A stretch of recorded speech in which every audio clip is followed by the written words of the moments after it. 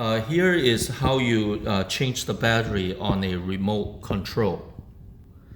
So just look at the slot on the bottom and then use a screwdriver. So just put the screwdriver in and then get it open like this. And then you can slide the battery out.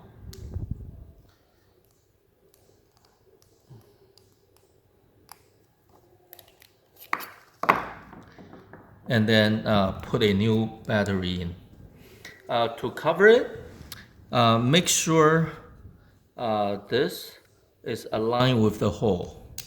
So that will be the right position. Okay, that's it.